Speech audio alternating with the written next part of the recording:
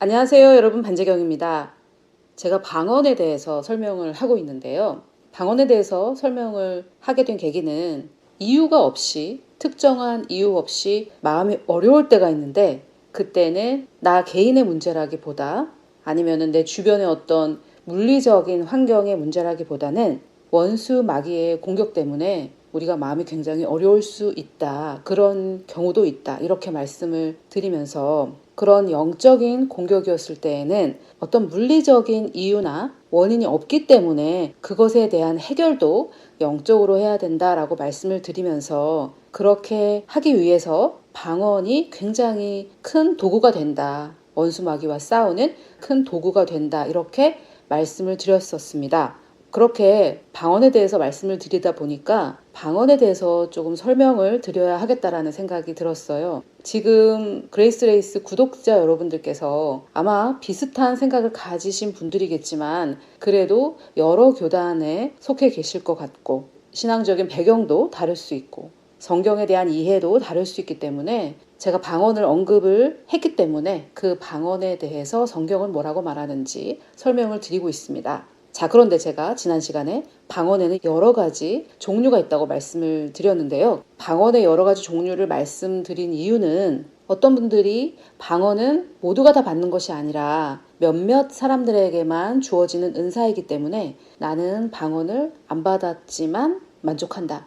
이렇게 얘기하셨던 것을 제가 지금까지 이제 신앙인으로 살아오면서 많이 들었었거든요.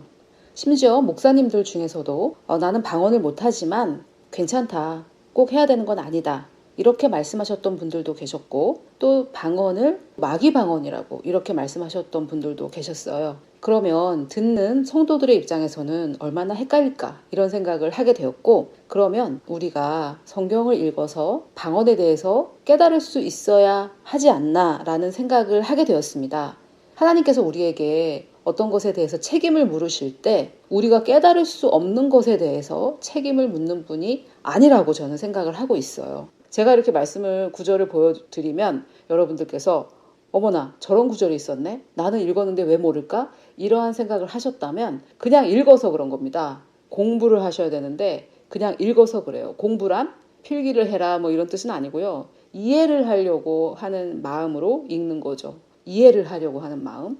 자, 그래서 제가 지난 시간에 방언의 종류에 대해서 말씀을 드리면서 방언의 종류는 4가지가 있고 제가 지금 설명하는 방언은 모두가 받아야 되는 개인을 위한 방언이다 라고 말씀을 드렸어요. 그런데 물론 제가 성경 구조를 보여드렸지만 좀 더 여러분들께서 쉽게 이해하실 수 있도록 쉽게 받아들일 수 있도록 표를 좀 만들어야 되겠다 이렇게 생각을 해서 제가 오늘 방언의 종류에 대해서 여러분들께 표를 통해서 설명을 드리면서 모두가 방언을 해야 된다라는 그 확신을 가지실 수 있도록 좀 도움을 드리고 싶어요. 자, 먼저 이 방언이라고 했을 때 여기에 언은 언어죠, 언어. 여기에 이 방은 지방할 때 방입니다.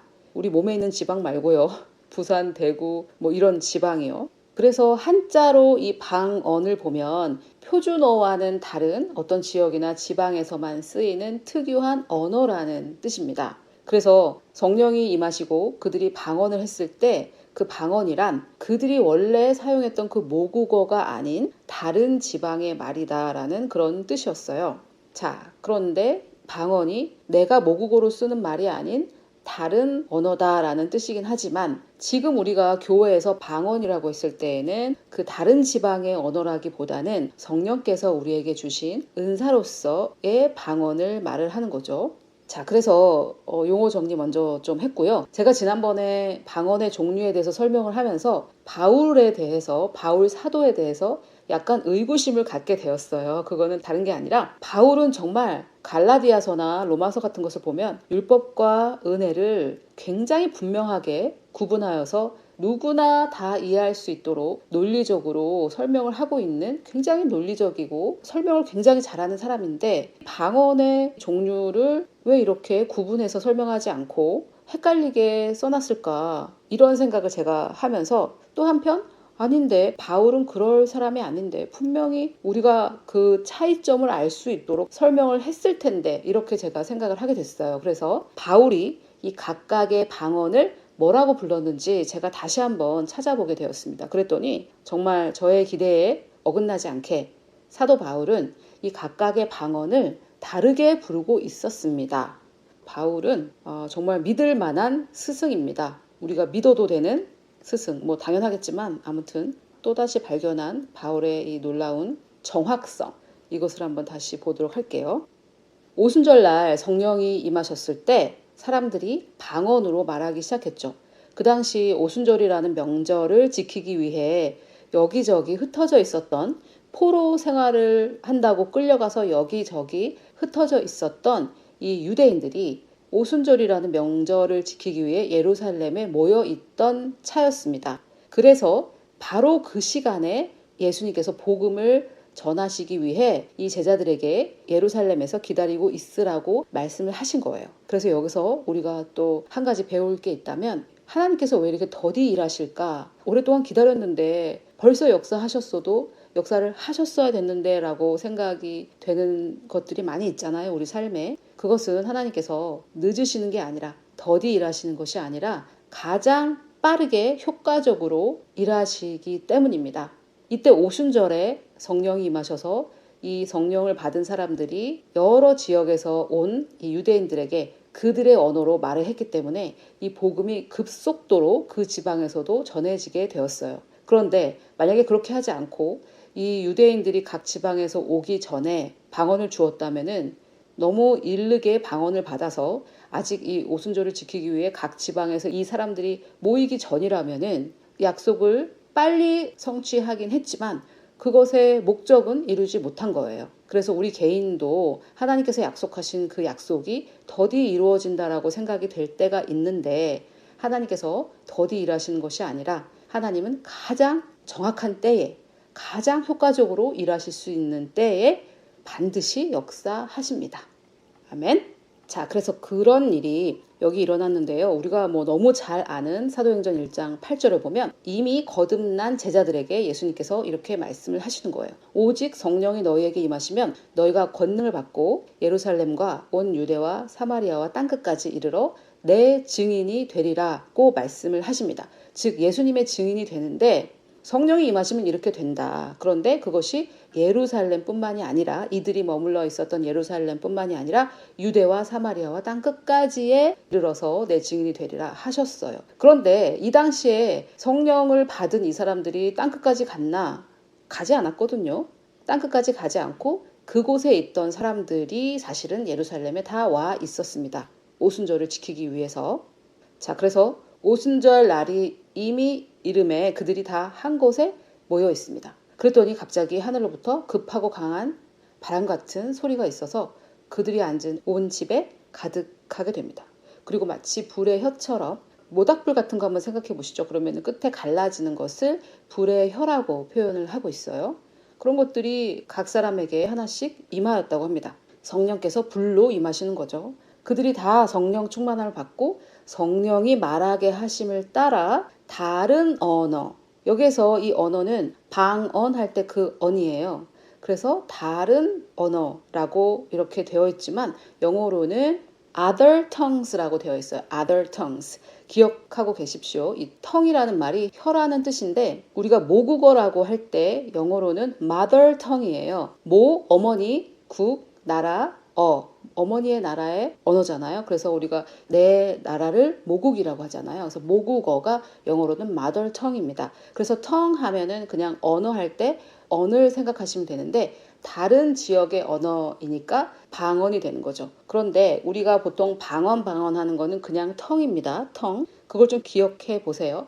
그래서 여기는 다른 언어, 즉 다른 방언, 이렇게 번역을 해놨으면 우리가 좀 더 쉬웠을 텐데, 영어로는 구분이 좀 정확합니다. other tongues입니다. other tongues. 다른 나라의 말로 말을 하기 시작했습니다. 근데 그때 경건한 유대인들이 천하 각국으로부터 와서 예루살렘에 머물러 있는 거예요. 그래서 이상한 소리가 나니까 이제 모인 거죠. 그런데 이 제자들이 성령 세례를 받고 방언을 하기 시작한 이 제자들이 자기들이 쓰는 그 방언으로 말을 하는 거예요. 예를 들면 우리가 다 한국인이지만 나는 러시아로 끌려갔고 너는 일본으로 끌려갔고 뭐 딴 사람은 필리핀으로 끌려갔다가 명절 때 예배를 드리기 위해 모였는데 내가 러시아로 끌려갔지만 또 한국인이기 때문에 한국어도 했겠죠. 그러나 이것이 기적이라는 것을 알려면 이 사람들이 한국어로 복음을 전하기보다는 이 사람들이 할 줄 모르는, 그러나 나는 알아듣는 러시아 말로 막 하면은 제가 듣기에 너무 놀랄 거 아니에요. 아니, 저 사람은 여기서 한국에서 살고 있는 한국인인데 내가 끌려가서 사는 저 러시아에 러시아 말을 어떻게 하지? 와, 정말 하나님이 하신 일인가?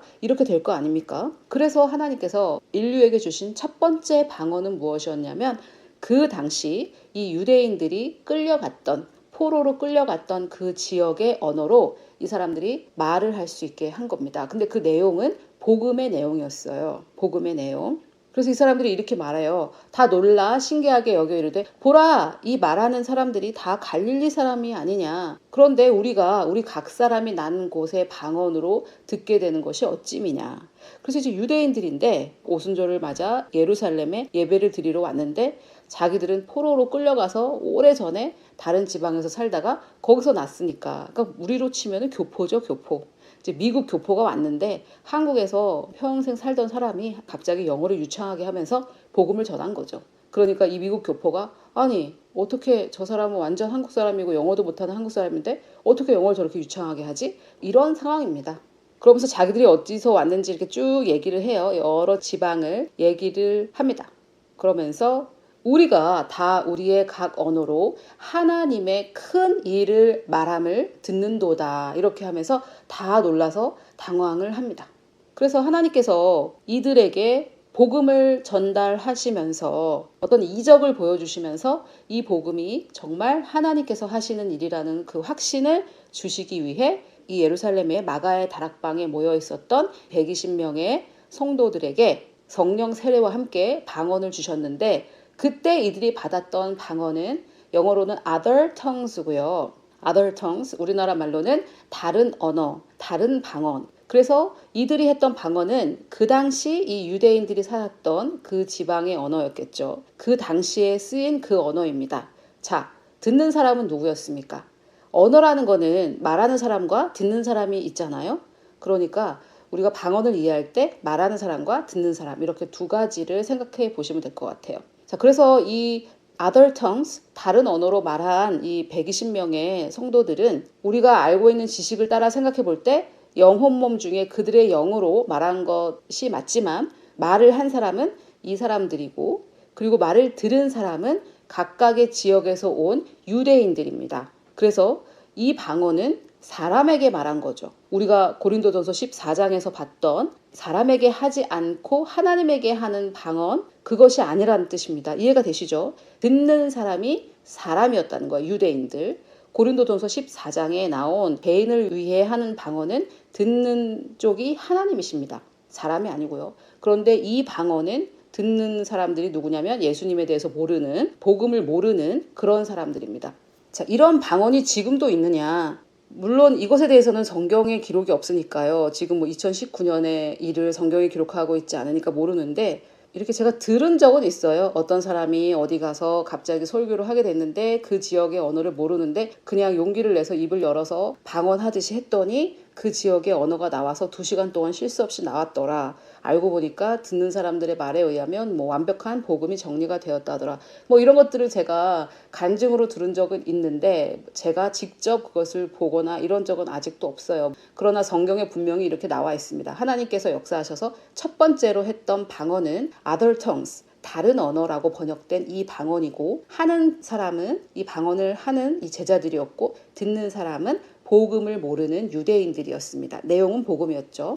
지금도 이 방언이 있느냐? 저는 지금도 있다고 생각은 돼요. 제가 직접 경험하지는 못했고 직접 들어보지는 못했지만 이것이 있지 않을까 이렇게 생각을 해요. 제가 단기 선교 갔을 때 코스타리카로 갔었는데, 그때 제가 정말 진짜 기름 부으심이 임했는지 어쨌는지 제가 길거리에서 전도하고 성령 세례까지 인도해서 그 사람들이 방언을 하기까지 5분도 안 걸렸고 25명 이상을 했습니다. 6일 동안. 저희들이 했던 사역을 제외하고요.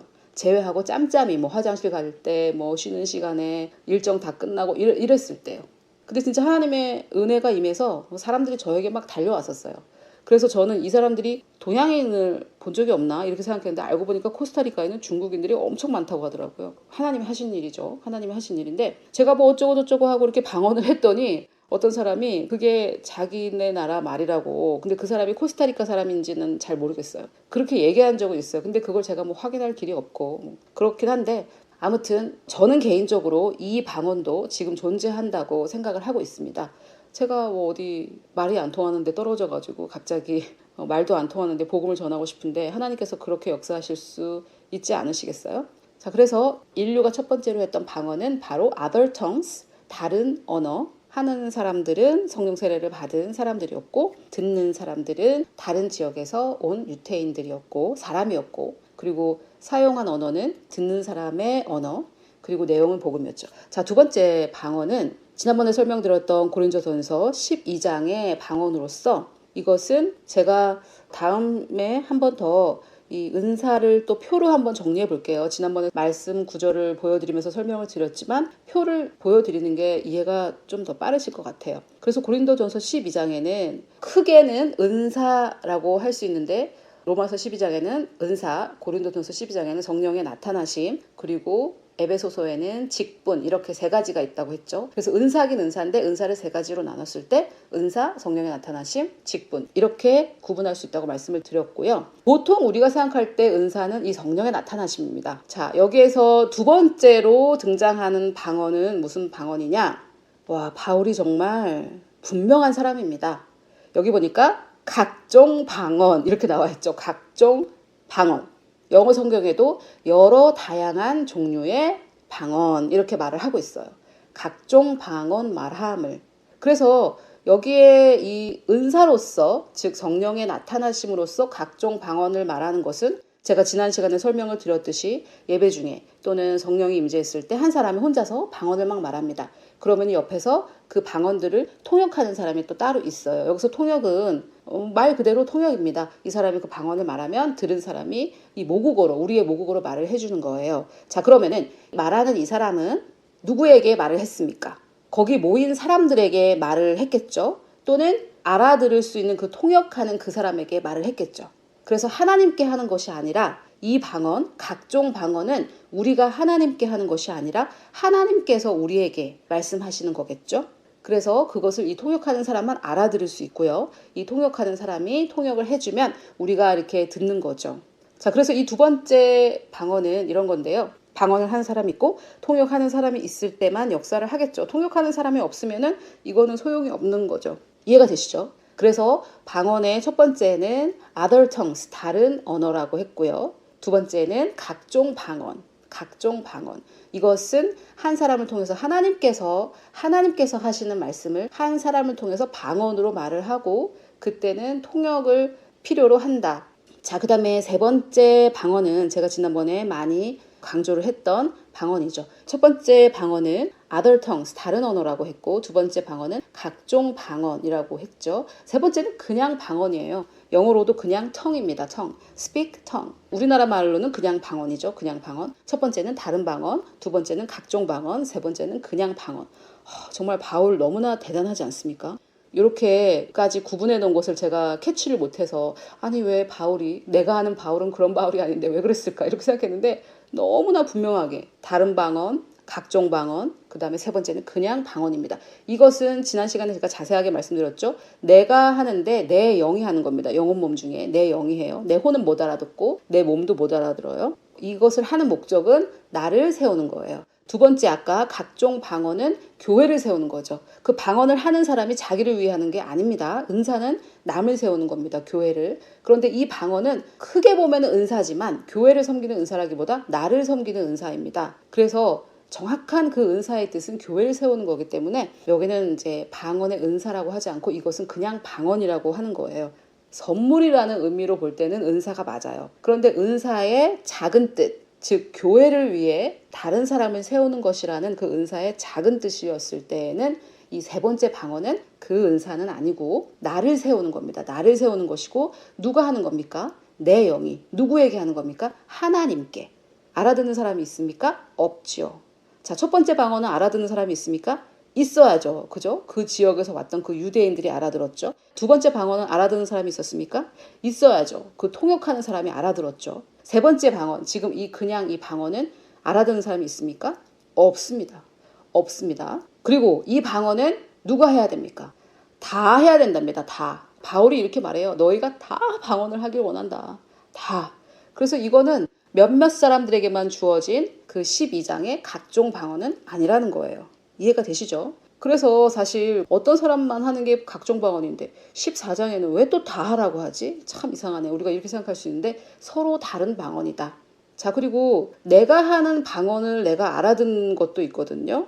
여기 보니까 13절에 그러므로 방언을 말하는 자는 여기서 각종 방언도 아니고 다른 방언도 아니죠. 그냥 방언입니다. 나를 위한 방언. 그래서 방언을 말하는 자는 우리가 한국어로 했을 때는 굳이 말한다고 하지 않고 한다고 표현한다고 했죠. 그래서 방언을 하는 자는 통역하기를 기도해라. 너도 이해해야 되지 않겠냐 이런 말입니다. 그런데 여러분 다른 나라 말은 다른 나라 말 한마디 하고 그 다음에 우리나라 말 한마디 하고 이렇게 하겠지만 굳이 내가 나를 위해서 통역을 하는데 방언으로 한마디 하고 한국말로 한마디 할 필요가 있을까요?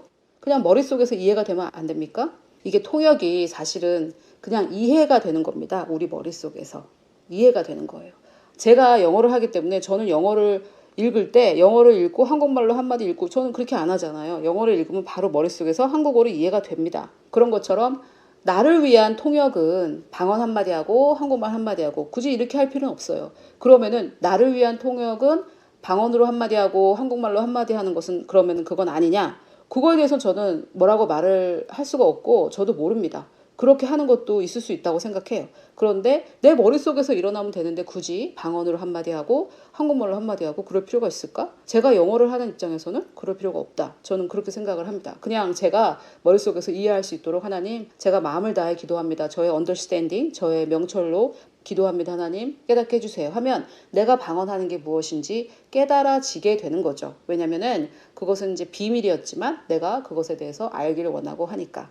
자, 그 다음에 제가 방언의 종류가 4가지가 있다고 말씀드렸는데 이번에 보니까 정확하게 종류는 3가지고요. 이 세 번째 방언, 그냥 방언. 첫 번째는 다른 방언, 두 번째는 각종 방언, 세 번째는 그냥 방언. 이 그냥 방언의 기능이 2가지인 것 같아요. 첫 번째는 나를 세우는 거, 두 번째는 내가 하나님께 감사하는 거. 그래서 여기 보니까 너는 감사를 잘하였다고 합니다. 감사를 잘하였대요. 그래서 감사를 했다는 것도 아니고 감사를 잘하였다고 그래요. 그래서 우리가 방언으로 할 때 하나님께 감사를 하는 것인데 그냥 하는 게 아니라 방언으로 하면 더 잘한다고 합니다. 그래서 우리가 방언으로 기도할 때 제가 지금 말씀드리는 거는 고린도전서 14장의 그냥 방언입니다. 그래서 우리가 이 방언을 할 때 내 영이 비밀을 말하기 때문에 그 기능은 첫 번째는 내가 세워지는 거. 내가 세워지는 거. 그래서 저는 이 기능을 여러분들께 말씀드리기 위해서 사실 마음이 어려울 때 원수 마귀가 공격하는 것일 수도 있다. 그때는 이 방언을 하면 된다. 이 말씀을 제가 드리려고 하다가 이 보따리를 풀어서 그것에 대한 책임을 지기 위해 이렇게 지금 방언에 대해서 계속해서 설명을 드리고 있는데 여러분들께 도움이 된다면 좋겠습니다.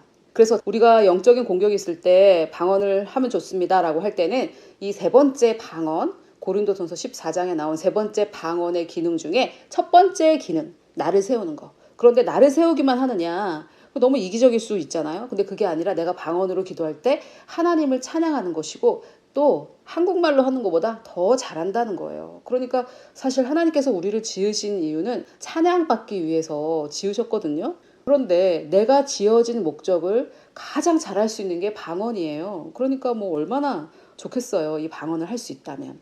자, 그래서 이 방언은 3가지가 있고 마지막 3번째 기능이 2가지가 있다. 그래서 제가 지난번에 4가지 종류가 있다라고 하는 거는 정확한 표현으로는 잘못된 것 같아요. 종류는 3가지고 3번째 게 기능이 2가지다. 다시 정리해 볼게요. 첫 번째는 오순절날 성령이 임하셔서 120명의 그 사람들이 밖에 나와가지고 다른 언어, 다른 방언으로 막 말을 했습니다.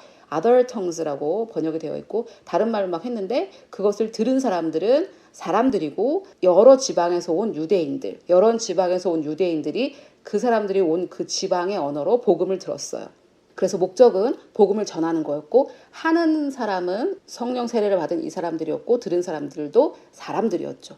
두 번째는 성령의 나타나심입니다. 교회를 섬기기 위한. 내용은 하나님께서 성도들에게 하고자 하시는 말씀이고 그것은 한 사람만 알아들을 수 있습니다. 그래서 그 통역하는 사람.